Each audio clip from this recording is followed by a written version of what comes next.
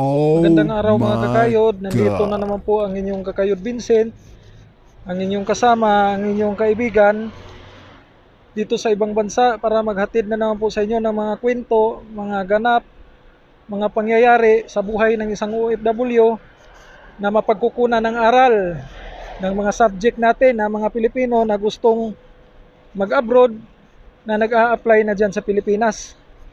Mga kakayod, ipakita ko lang yung medyo hindi magandang tanawin dito sa Saudi.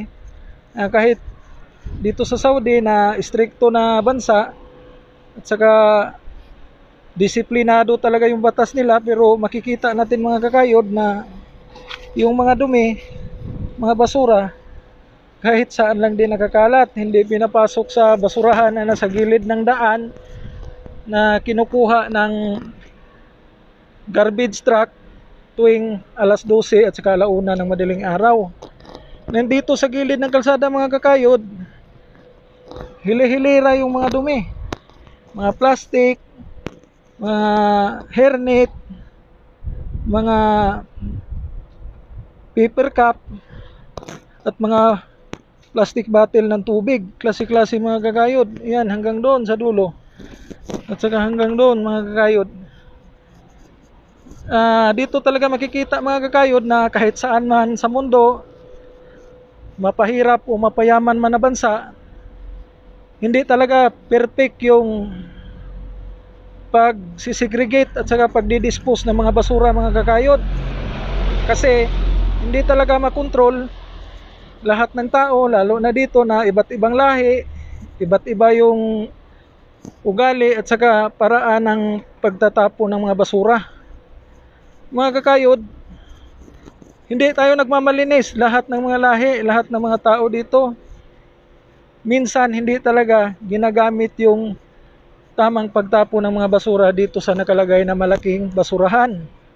Kasi mga kakayod, ang nangyari dito, pag kinukuha na to ng mga garbage collector, mahihirapan sila mga kakayod kasi hindi na to mapasok doon sa malaking lagayan ng basura, dahil hindi na nila kukunin to, hindi na nila wawalisin to, hindi na nila papalahin. Kaya maiwan lang to mga kakayod, maiwan lang to dito sa gilid ng kalsada na makikita din ng mga tao, lalo na mga turista na pumupunta dito, na papasok talaga sa isip nila na walang magandang disposal management ang mahalaan at saka wala ring magandang disiplina yung mga tao na nandito, kasi tapon lang ng tapon kahit sa gilid ng mga taniman ng halaman. Mga kakayod, sana mag-umpisa sa sarili natin na maging responsable sa pag-handle ng mga kinakain natin, lalo na pag may mga plastic, may mga bote o kahit ano pa na itatapon na lang, na ipasok talaga natin sa tamang lagayan ng basura para hindi madumi yung kapaligiran, hindi masamang tingnan, hindi babaho at hindi makapagbigay ng posibleng sakit sa mga tao.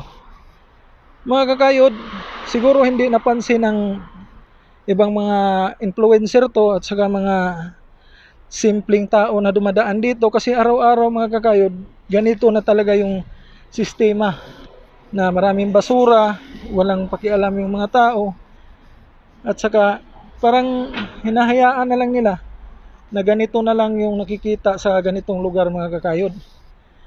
Mga kakayod, hindi lahat ng part ng isang bansa tulad ng Saudi Arabia na makikita mo na progressive at saka malinis.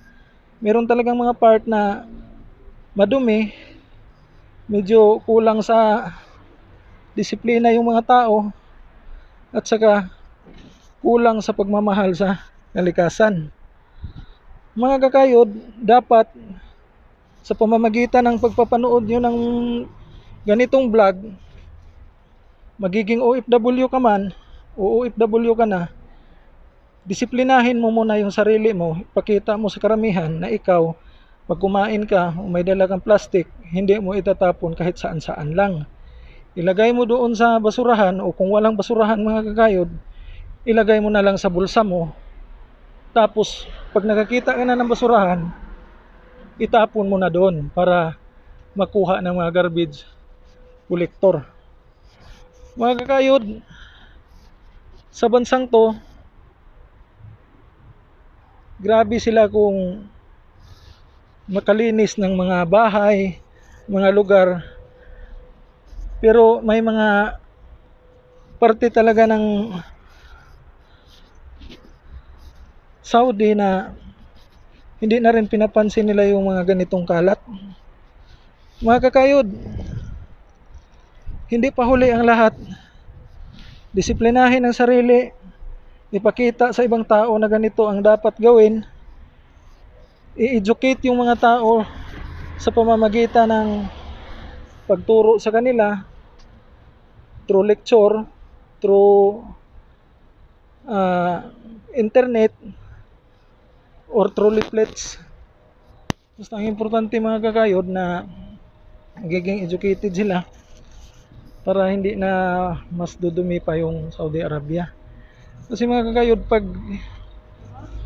pag di nila binigyan ng pansin to, pagdating ng panahon, maipon to ng maipon, sila din yung mahihirapang maglinis sa kalat na hindi nila pinansin sa mahabang panahon. Mga kakayod, medyo shaky yung pagbibideo natin kasi shaky yung kamay ko mga kakayod. Kaya pagpasensyahan nyo na, basta importante napaabot natin yung message na gusto nating ipaabot, mga impormasyon na gusto nating ipaabot, at mapagsabihan natin yung mga paparating pa lang dito at mga bagong OFW na hindi dapat gayahin tong mga nakikita nila sa video. Mga kakayod, comment lang po sa baba kung ano yung mga sa loobin nyo, sa nakita nyo, ano yung gusto yung sabihin. At paki-like na lang po, subscribe, at paki-hit ng notification bell para lagi po kayong updated sa video na i-upload natin. Mga kakayod, tandaan natin na ang kalinisan ay laging nag-uumpisa sa ating sarili at dapat ipakita natin sa kapwa para sila mismo mahiyang magdumi sa ating kapaligiran. Hanggang dito na lang mga kakayod, maraming salamat po.